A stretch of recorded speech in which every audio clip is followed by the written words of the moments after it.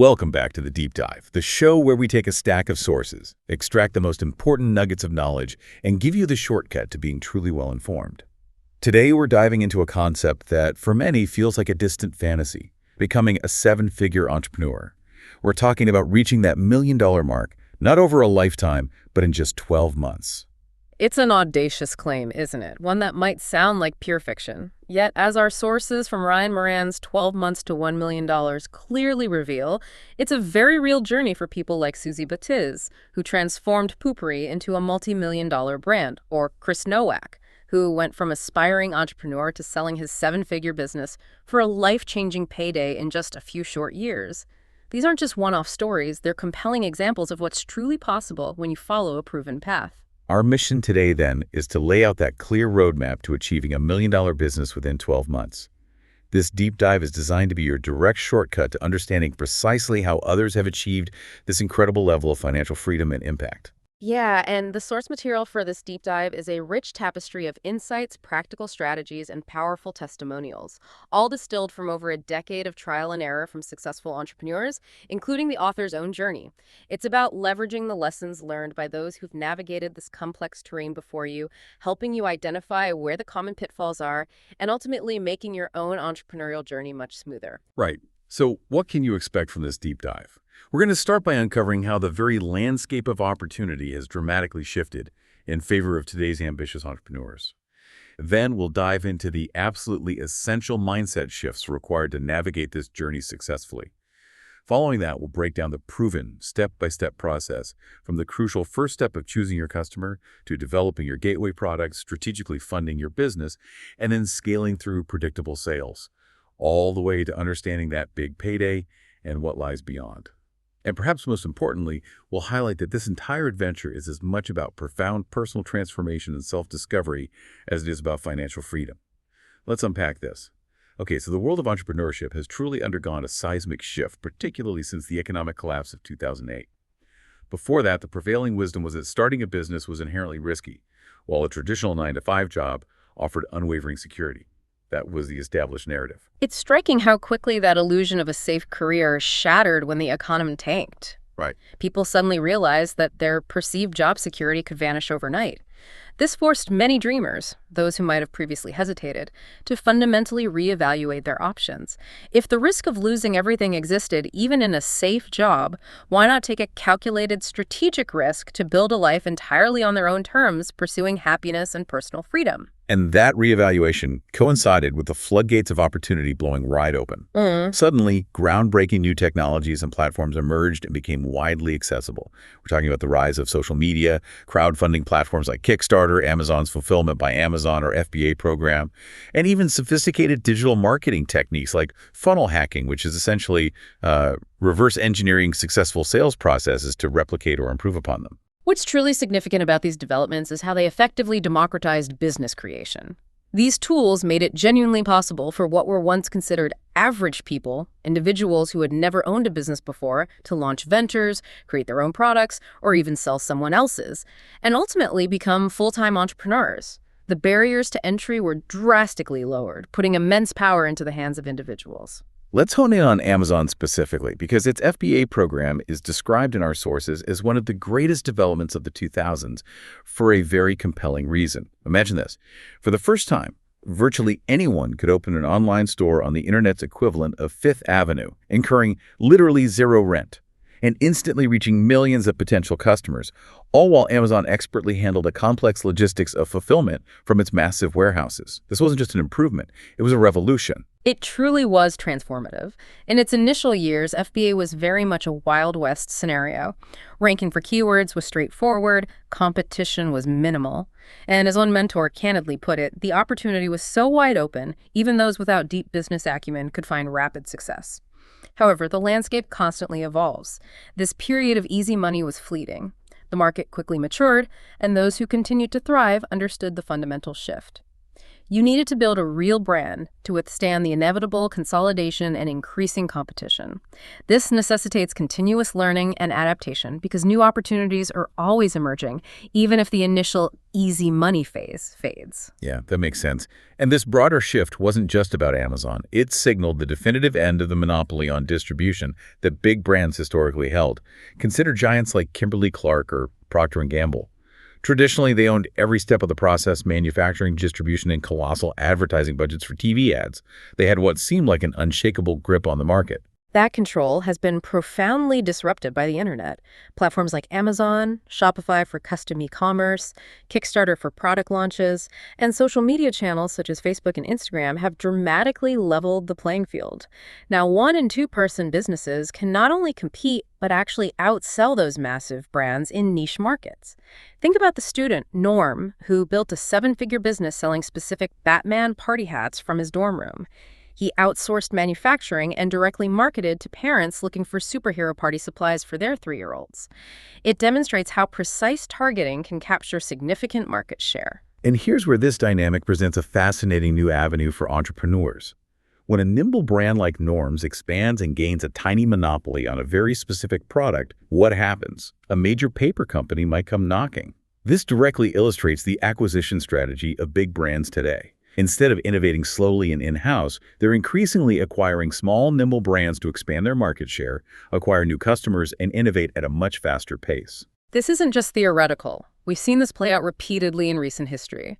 Facebook acquired Instagram for a staggering $1 billion when it was only 9 months old because it was growing too quickly for Facebook to compete effectively. Similarly, Unilever bought Dollar Shave Club for $1 billion.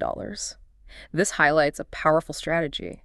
Small businesses can precisely define a niche, build direct, engaged connections with their audience, product test rapidly via social media engagement, and make targeted changes based on immediate feedback. This agility makes them incredibly attractive acquisition targets for larger, often slower-moving corporations. It's all part of what our sources call the online brand cycle. We're still in the early stages, where brands often start on Amazon, then build their own e-commerce presence with tools like Shopify. The influence of social media has only intensified, and the future is clearly seeing online and offline merging, as evidenced by Amazon buying Whole Foods. The key to fast growth, then, is to go very, very micro-target, extremely specific niche audiences to accelerate both growth and product release, effectively preparing you for larger opportunities down the line. This leads us to a truly crucial concept. Identity marketing. At its core, identity marketing is about shifting your focus from what your product does to who your customer is and who they aspire to be. It's marketing to their values, beliefs, and self-perception rather than just the functional features of an item. Think about Black Rifle Coffee. While they might use the exact same beans as another coffee company, their marketing is entirely different. It boldly caters to conservative, gun-owning men. They're not discussing flavor profiles. They're showing people shooting guns and explicitly inviting gun owners to drink their coffee. It's a powerful example of marketing to a specific identity. Miller Lite even gained market share by marketing who drinks their beer, emphasizing the consumer's identity rather than just the beer's taste. And the Dollar Shave Club story is a truly compelling illustration of this principle. Michael Dubin, leveraging his comedic background, launched with a hilariously viral video targeting younger men who were fed up with expensive razors.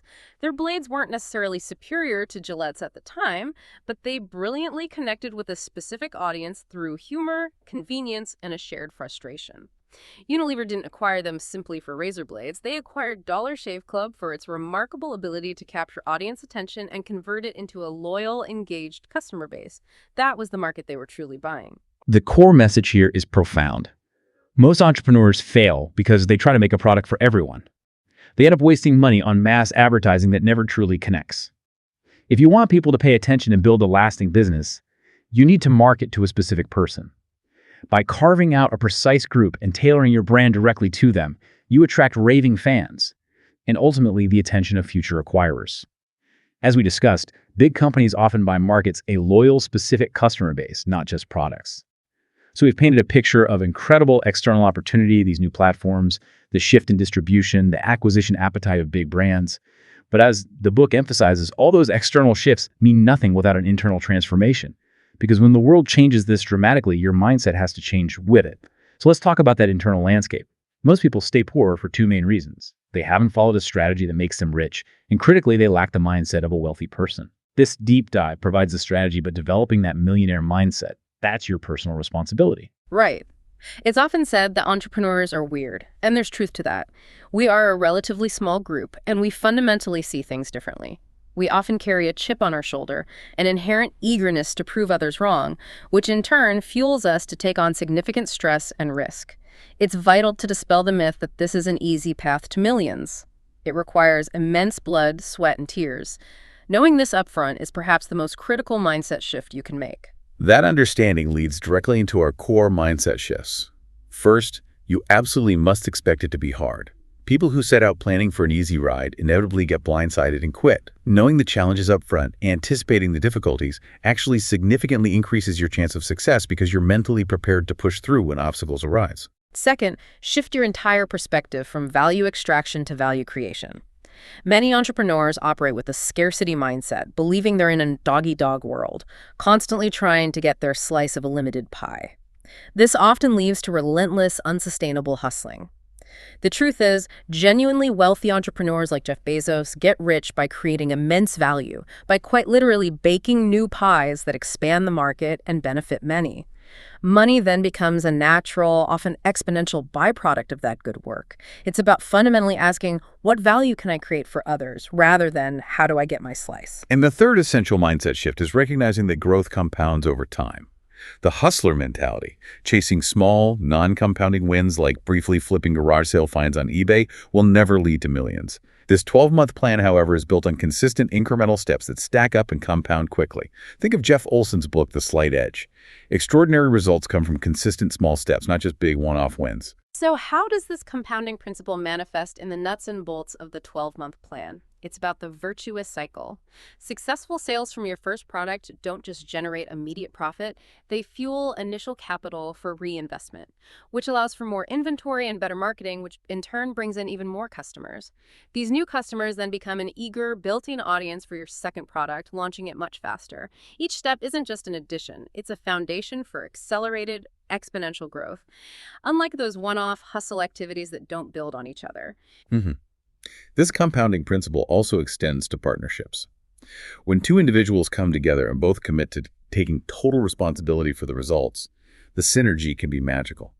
The crucial difference between a friend and a partner is that a true business partnership requires complementary personalities, absolute trust, and shared, aligned goals.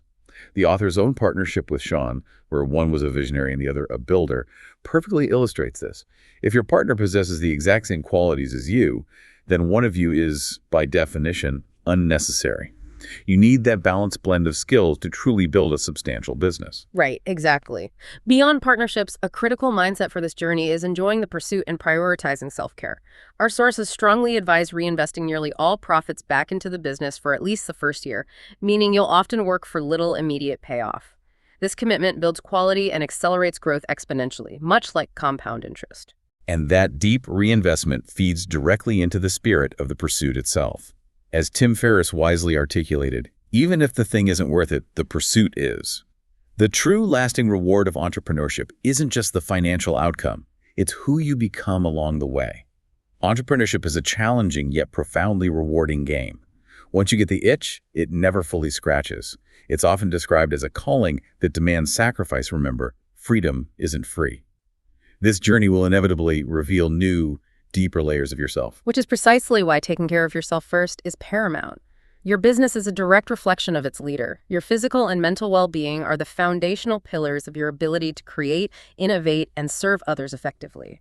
It is absolutely essential to find ways to make the project enjoyable to avoid burnout, even if, by some external metric, it were to be considered a failure. And if honest self-evaluation brings up self-doubt or the pervasive fear of failure, the author suggests listening to You Are Enough podcast episodes, emphasizing that addressing these internal struggles is a fundamental part of building an external success. This ultimately brings us to the concept of a forcing function in life. A forcing function is an external or internal factor that forces you to take action, make a decision, or commit fully to a path, often by making the alternative impossible or highly undesirable. The author's personal story exemplifies this. From a business-minded kid concluding entrepreneurship was his destined path to achieving a $10 million payday at 29, not through luck, but through deliberate planning. His pivot from a want-repreneur, someone who wants to be an entrepreneur but doesn't fully commit to building a real business, involved actively seeking mentorship and strategically moving to Austin. For him, the ultimate forcing function was becoming a father, which solidified his decision to go all in on one specific business model. This raises an important question for you, the listener. Do you have a plus sign moment, a profound, undeniable impetus that could kick you into decisive action and full commitment? Okay, let's dive into the practical steps of building this million-dollar business. Step 1.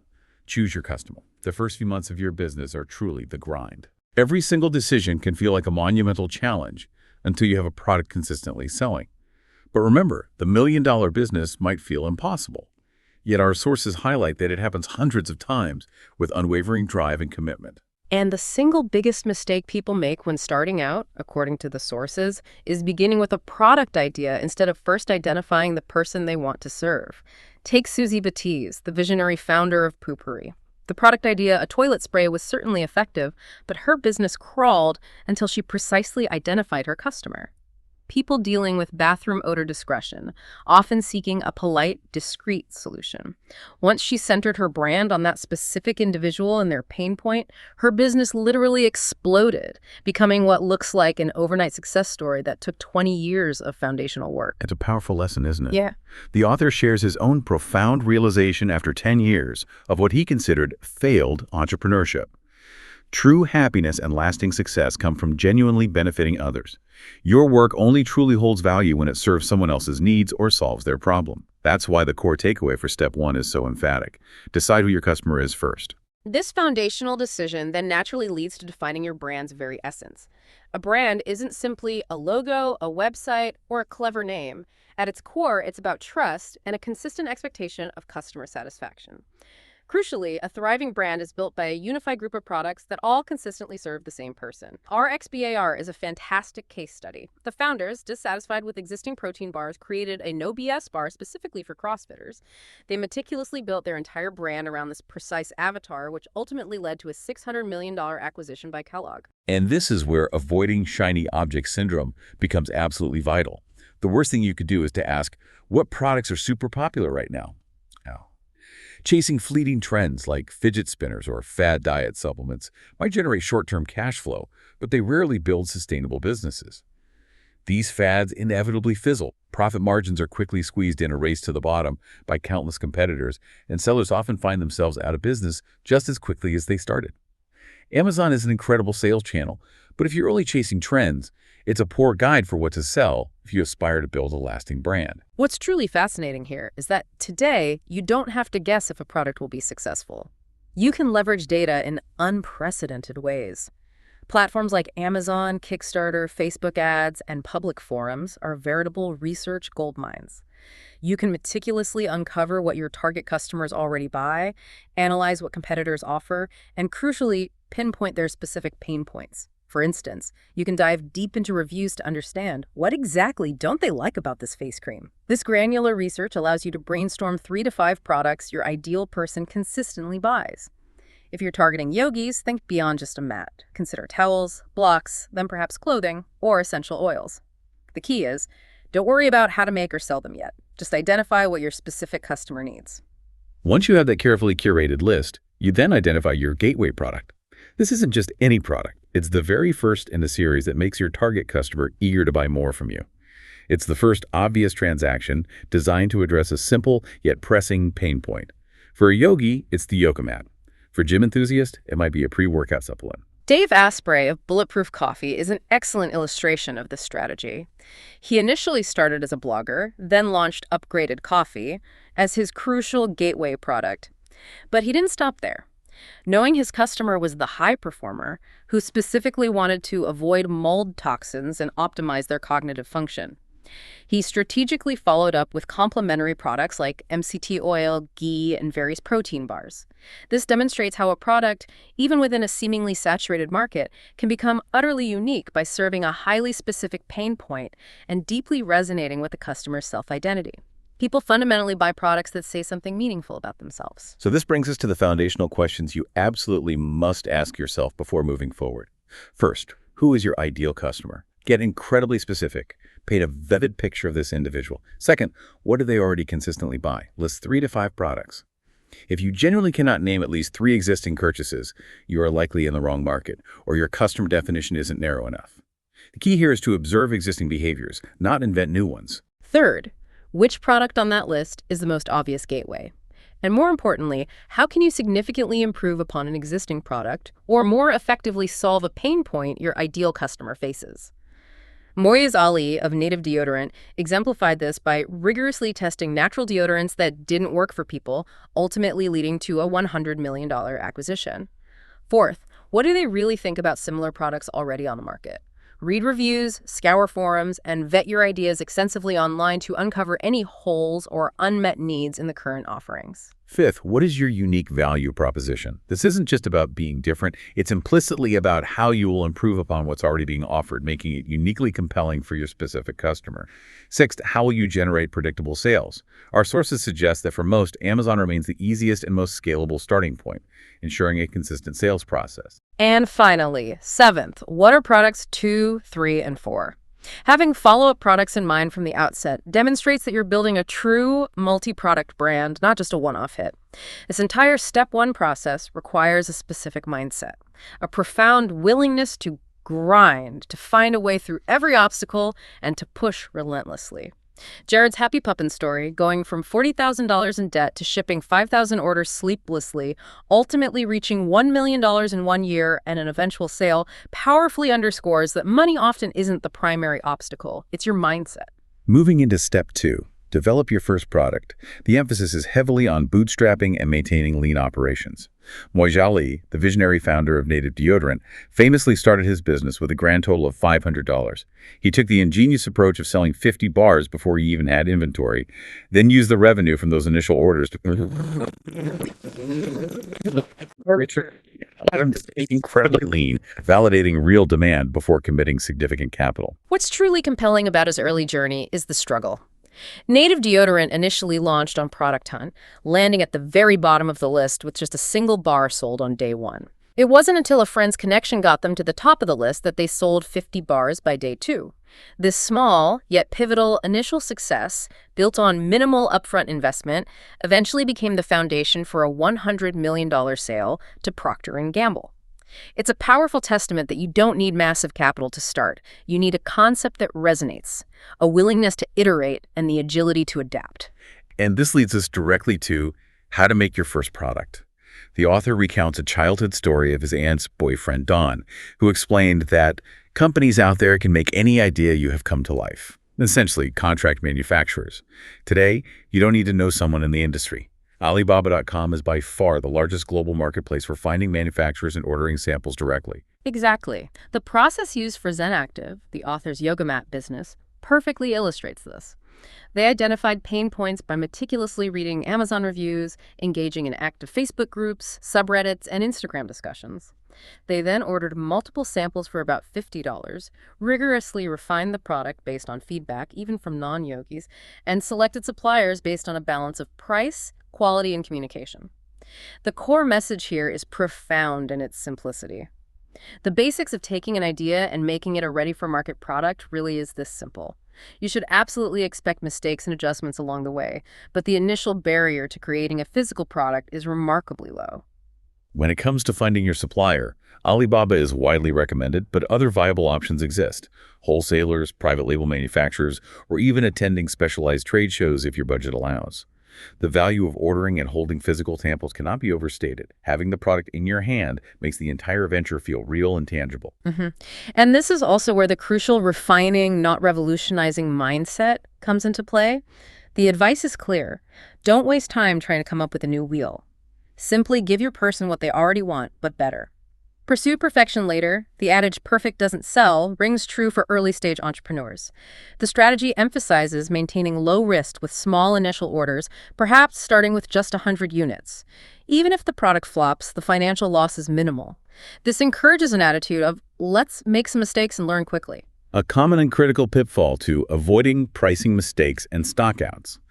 The author recounts his mistake of lowering his yoga mat price to chase Amazon ranking, which inadvertently led to running out of stock.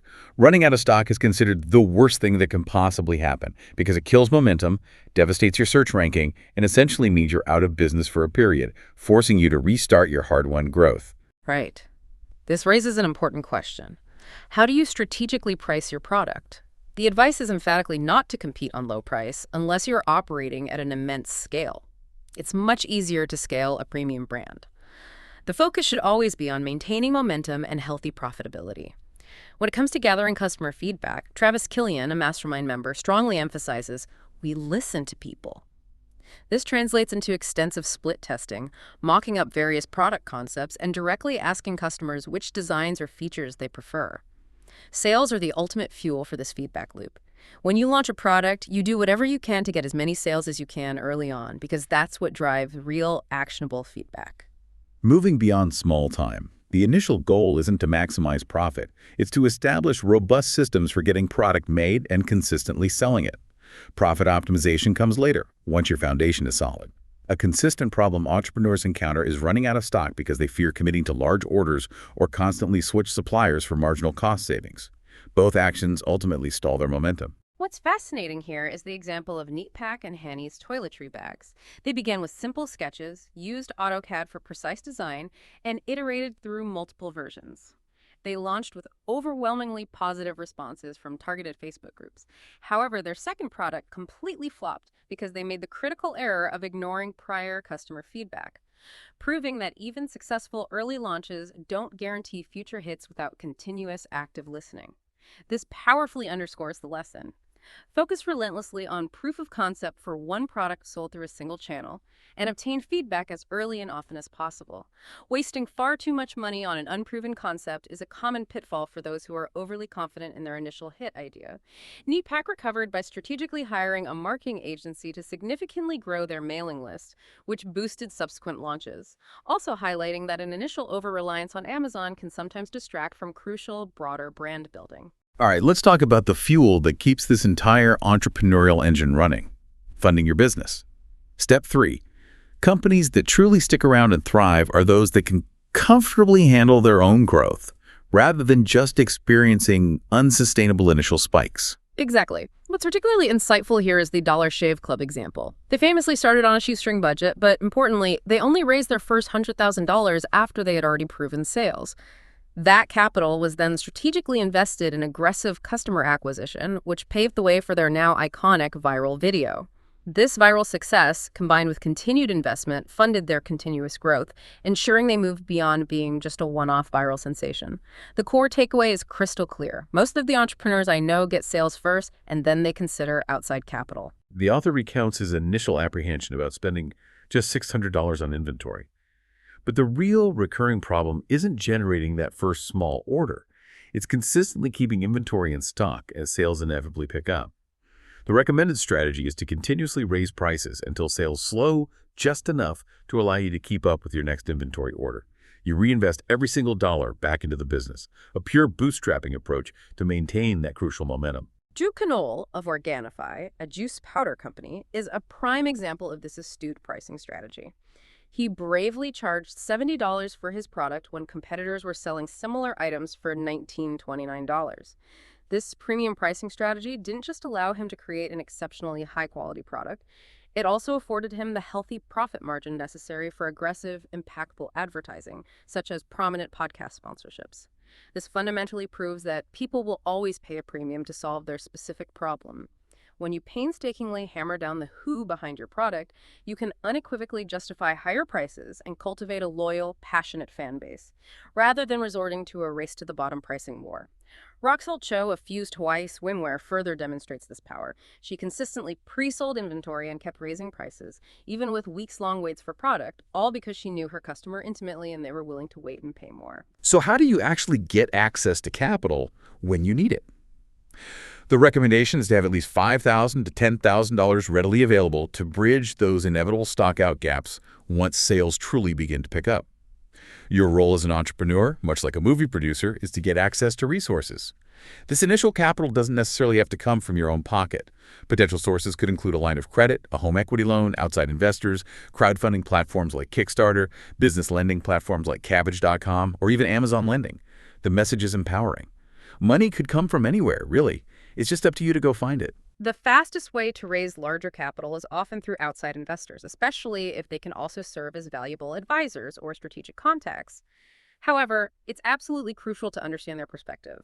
Investors fundamentally want a return on their investment and a crystal clear plan for growth. Raising money on an idea is really hard and, frankly, often ill-advised. And raising money to fix a problem is even harder. But raising money to amplify what's already working, that's a slam dunk. They want to see precisely how their money will strategically grow the brand, and if you have 2 to 3 other compelling product ideas already in mind for the same defined customer.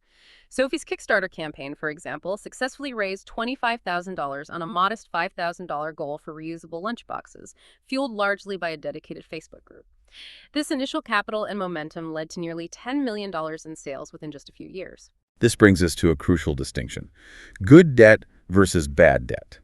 Good debt is defined as debt that produces a clear, positive return on investment. For instance, taking a loan for a rental property that reliably generates profit, or using a business loan platform like Cabbage.com for inventory, even at a higher interest rate like 20–30% if that inventory yields a 500% return on sales. Good debt is used strategically to sustain and grow a proven business, with the confident expectation that the payments will be covered by future sales. Conversely, bad debt is money spent with a negative or unclear return on investment. This includes purchasing a depreciating asset like a fancy car or making speculative investments like unproven cryptocurrency without a solid strategy. A critical warning from the sources: do not go into debt to start a brand new business if the product concept isn't yet proven. Debt should serve to amplify a validated concept, not to fund an uncertain guess. So, when you need money, remember this fundamental truth. Money is an amplifier, not a magic wand. It amplifies good ideas. What that means practically is, if your product is already proven to convert, injecting capital into advertising or additional inventory will dramatically accelerate your growth. But if the core concept isn't validated, money will only speed up your failure. The key question to honestly ask yourself is, have you proven that you can predictably turn $10,000 into at least $20,000? You absolutely need to show compelling sales numbers before seeking significant capital. If you're uncertain, the clear advice is to strategically raise your prices, focus on achieving higher profit margins, and patiently wait. Money follows movement, not the other way around. Build undeniable momentum first. The spotlight on Ajay Patel perfectly illustrates this. After trying various businesses for 10 years with mixed success and many failures, he launched an argan oil product that quickly began making $1,000 a day within 2 weeks.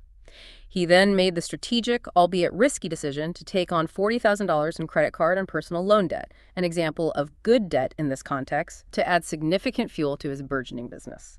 3 months later, he was at $100,000 a month in sales, and an astonishing 13 months later, he was hitting 7 figures per month. Wow.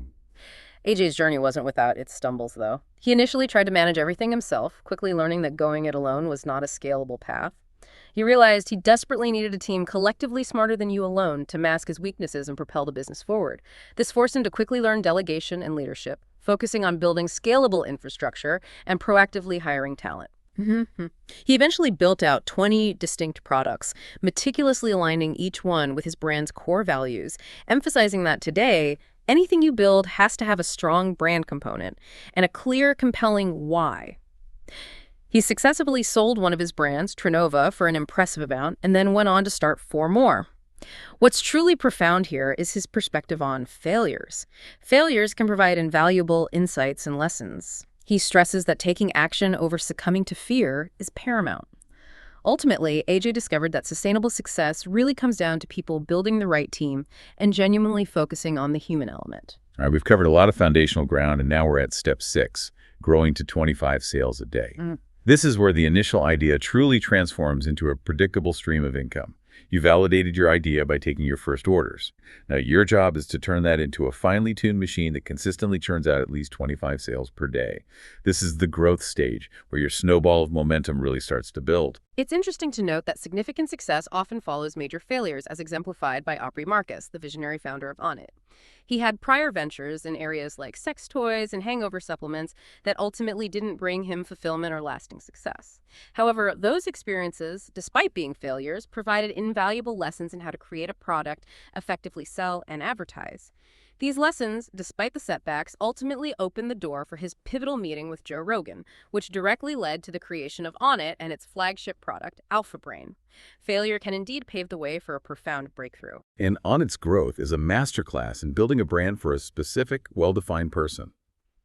Starting with one core product, Alpha Brain, they sprinted full throttle into becoming a total human optimization company, offering everything from other supplements like New Mood and Shroom Tech to exercise equipment like kettlebells, specialized food products, and even opening their own gym. They achieved this by consistently serving the same person, the individual, striving for peak physical and mental performance through a diverse range of products, largely fueled by strategic podcast advertising. That's the profound power of a brand, a cohesive series of products that consistently serve the same person, addressing their evolving needs. Exactly. What's fascinating here is the path to consistently getting to 25 sales a day. It's not super difficult. The real difficulty lies in the prep work to get there. And by this stage, most of that essential prep, like meticulously identifying your customer and developing your core product, is already complete. From this point forward, you start to witness true compounding returns. Repeat customers, established email lists, and your entire operation increasingly becoming a self-sustaining machine.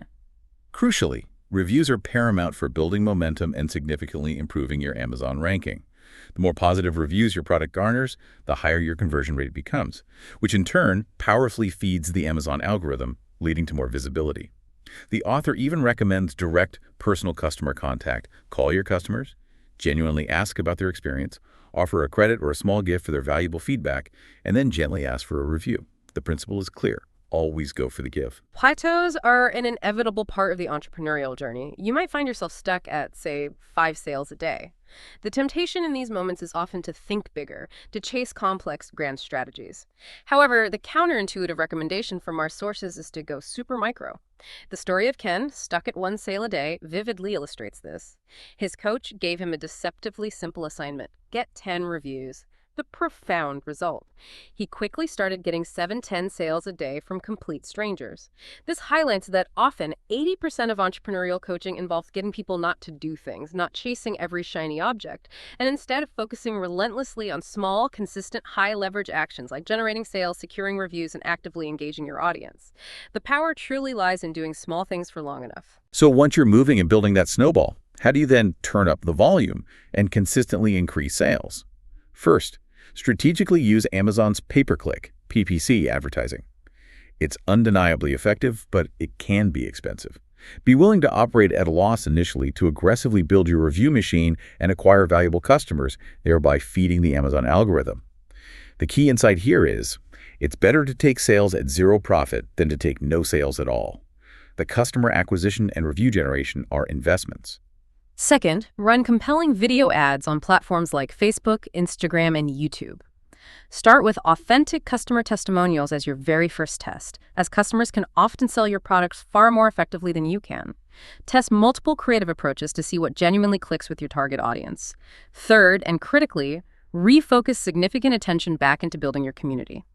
Re-engage with your existing customers, stacking the deck once again, even if it means a strategic relaunch of sorts. Return to actively interacting with your potential customers on a personal level. But what if, despite all these efforts, your brand still doesn't gain traction? The honest answer, according to our sources, lies directly with your customers. You need to proactively ask your active followers and existing customers for candid feedback, and then truly actively listen. The example of the low-calorie fruit powder company that failed because the founder argued with a customer who didn't understand the product rather than listening and adapting is a powerful cautionary tale. Often the problem isn't a bad product, but insufficient audience concentration. You might have followers scattered across different platforms, but you need a critical mass, say 1,000 or more highly engaged followers in one cohesive place. Michael, who sells gardening products, understood this deeply. He focused solely on building a highly responsive Facebook group of 14,000 passionate gardeners. Now he can launch virtually whatever he wants and essentially earn whatever profit he wants by ethically promoting products to his dedicated community. The key insight is realizing you're in the people business now. Prioritize direct communication and building relationships with people over merely optimizing for algorithms, because ultimately, sales are built on trust and relationships. Okay, step 7. Build a $1 million brand. You've hit 25 sales a day. This is a significant milestone because at this point, you are literally halfway to your first million. It might feel unbelievable, but it's true. This is the gold stage, where all your hard work begins to pay off exponentially, and your sales truly accelerate. Every new product you strategically release at this stage creates a powerful multiplier effect. This acceleration is directly attributed to that built-in audience you've cultivated. Releasing product 2 becomes significantly faster and often more successful than product 1 because you already have an eager audience primed to buy. In fact, your second product can quickly outsell your first. This is the snowball effect in action, constantly boosting the performance of both products. Influencers who have likely been observing your growth are now much more inclined to endorse you, as your proven success validates their decision to collaborate.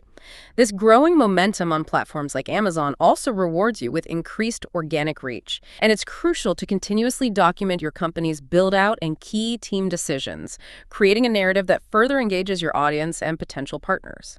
Now, developing product number 2 is absolutely crucial, and it's where many entrepreneurs make a significant mistake, the biggest one: pursuing a second niche with their next product. The golden rule is simple and unwavering. Your second product is always the next logical thing that my first customer would want to buy. For the yoga business, it was a yoga mat, then a yoga towel, then a yoga block. This means consciously avoiding mere add-ons or 1A versions like new colors or slightly different sizes. While these can contribute incremental gains, they do not count as true new products in terms of creating that powerful multiplier effect. The second product should generate as much genuine buzz and excitement as the first to truly double sales velocity. Your fundamental job is to make it easier for your customer to overcome their ongoing challenges, and supplemental products don't necessarily advance them on that journey. Your second product also plays a vital role in defining your company's type. On it, for example, successfully transition from being just a brain supplement company to a comprehensive, total human optimization company. Bulletproof evolved from simply offering upgraded coffee to a broader focus on upgraded performance and overall well-being. If your subsequent products are too similar to your first, you risk getting pigeonholed and potentially hitting a plateau.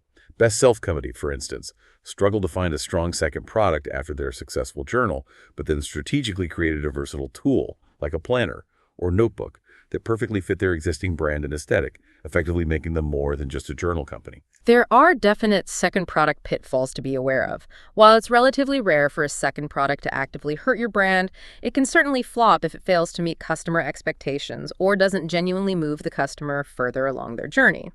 Sometimes, as you grow, the identity of your most raving fans might subtly shift, or your own interest as an entrepreneur could change. In these cases, you might need to go back and explicitly redefine your ideal person. Jonathan, who built a $1 million business selling makeup bags but felt miserable, exemplifies this. His true passion was ignited when talking about new ideas like suitcases, journals, and organizers. Maintaining genuine passion for your customer and their evolving needs is key. Another common pitfall is launching too quickly or introducing too many products simultaneously. As the author emphatically states, don't launch 10 products at the same time. Launch one. A single product with a multitude of glowing reviews is far more powerful and trustworthy in the marketplace than 10 products with just a few scattered reviews each. Quality over quantity, especially in the early stages, builds significant brand equity. When it comes to competition and unique value, our sources offer a refreshing perspective. While modern data tools can now reveal precisely how much money your competitors are making, don't allow that information to paralyze you with fear. Instead, focus relentlessly on serving your specific customer, not on chasing volume or reacting to every move made by someone else. The market is vast. There's enough slices of the pie for everyone. In fact, competition can even create broader market awareness. If a prominent figure like Dr. Oz promotes a supplement you sell, it actually increases overall market demand, which can indirectly benefit your brand. You should anticipate copycats within about 18 months, so continuous innovation is key. There's even a concept of cooperative competition, where brands with similar but non-duplicative products can cross-promote each other. The core idea is profound. Customers will switch products, but they don't often switch brands. A strong brand effectively becomes outsourced trust for the customer. Paul from Cozy Phones is a great example. He started with general headphones, then keenly observed a specific niche for kids with autism or sensory processing disorders. He created engaging animal-themed headphones, then secured licenses for popular characters like Paw Patrol. He also innovated by creating sweat-wicking versions for runners. His success came from consistently trying to think outside of the box in terms of audience and their very specific needs. Customer acquisition and long-term relationships represent a massive lever for growth. Be willing to strategically lose money in the short term for the significant long-term value of a customer, as exemplified by Joel and Josh at BioTrust. The powerful insight is, if you have access to the people who control the audience, you can make any product win. This brings us directly to influencers. The key isn't just seeking celebrity endorsements, but rather finding individuals who possess genuine enthusiasm for your product and offer organic endorsement to their loyal following. The most impactful platforms for driving sales, in order of effectiveness, are identified as podcasts, followed by blogs and email lists, then YouTube videos, and finally, social media. The crucial element across all these is endorsed traffic, meaning the traffic comes from a trusted source. You don't necessarily need to be the influencer yourself, but you absolutely need to know and build relationships with the people who are. Networking with influencers often starts with securing the smallest yes. The key is to make them an offer they can't refuse. This can be direct, offer them money for advertising, or it can involve becoming a genuine customer of theirs yourself, building rapport. The giftology approach, as taught by John Ruhlin, involves sending custom, thoughtful gifts with absolutely no immediate expectation of return. The core principle here is to give first. Share their content, make valuable introductions, sponsor charities they care about, or offer free samples of your product, e.g., joint supplements to marathon runners. These actions build genuine relationships and make them look good to their audience, ultimately opening doors. While influencers are not a surefire magic road to riches, your product and brand still need to stand on their own merit. Securing that one anchor influencer and tapping into their halo of influence can undeniably propel your brand past 7 figures. We've reached step 10, the big payday, and this is where all the consistent strategic effort culminates. When you're consistently hitting $100,000 in sales per month, that means you're on pace for $1.2 million annually. To most people, you've unequivocally made it. This is truly the home stretch. Right. What's particularly insightful here is the author's own experience with his company, Sheer Strength, hitting $100,000 a month in just 12 months. He notes, rather surprisingly, we didn't feel any different. It was simply another number, another step in the process. He had imagined waking up a millionaire would feel fundamentally different, but it was just a validation that his process worked and he could replicate it. The emotional shift wasn't as profound as the physical achievement. And here's one big change. You get paid. Up until this point, the consistent advice is to reinvest every single dollar back into the business, to aggressively grow inventory, scale operations, and expand faster. If you begin paying yourself too soon, growth often stalls. But at the $100,000 a month mark, the business can comfortably generate enough profit for you to be taking substantial income, effectively replacing a full-time salary. Scaling beyond the first million, from $1 million to $3 million or even $5 million, means strategically investing those profits into new advertising channels, significant sponsorships, compelling content creation, robust logistics, and most importantly, building dedicated, high-performing teams. It's about meticulously cultivating a real business from what began as a well-oiled sales machine. Jeremiah Klingman's remarkable story exemplifies this. He stumbled into entrepreneurship at 18, white-labeling cell phone armbands from China. He hit 25 sales a day in just 3 months, patiently waited 6 to 7 months for his second product, and eventually sold Tribe Fitness for multi-millions at the age of 21. His key lesson: building an audience is most important these days. You need to maintain unwavering focus on your core business, rigorously use analytics, and critically don't lie to yourself about your progress or challenges. The idea of the exit is closer than you think is truly liberating for many entrepreneurs.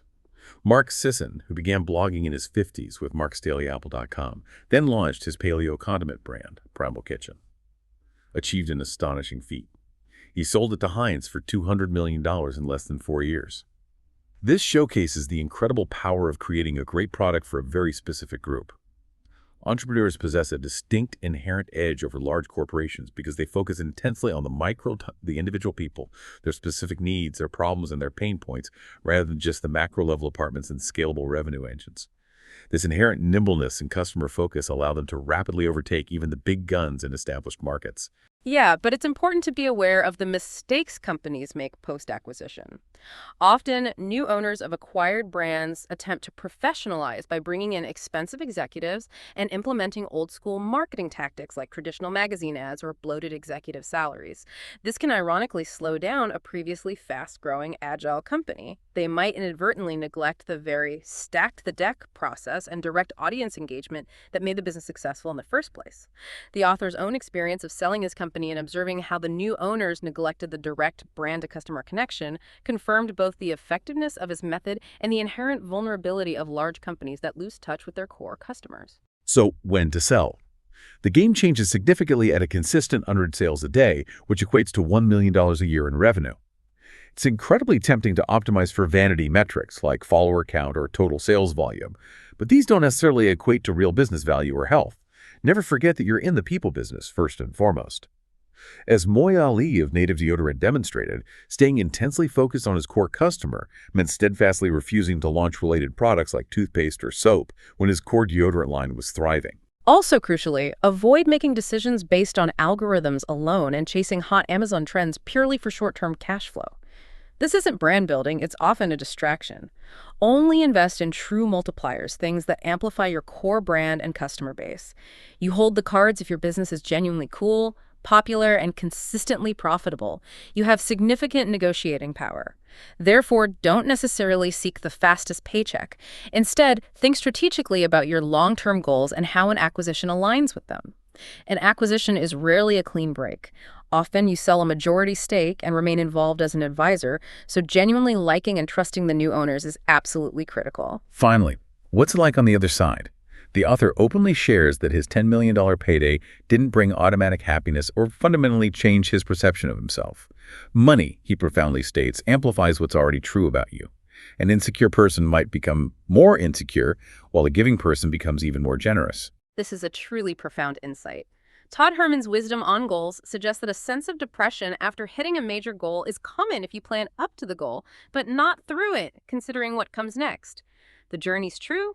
Lasting reward is profoundly personal. It's who you become, the self-discovery, the humility demanded, and the profound act of taking total responsibility. Entrepreneurship forces you to grow in ways you never imagined.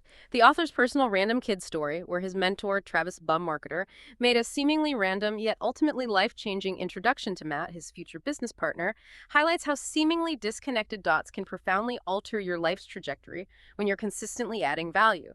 As Steve Jobs famously said, you can only connect the dots backwards. Success is never a linear path. There will be frustrations, moments of wanting to quit, and incomparable excitement. But the key is to keep going through all of it. Ultimately, who you become along the way is what is most interesting.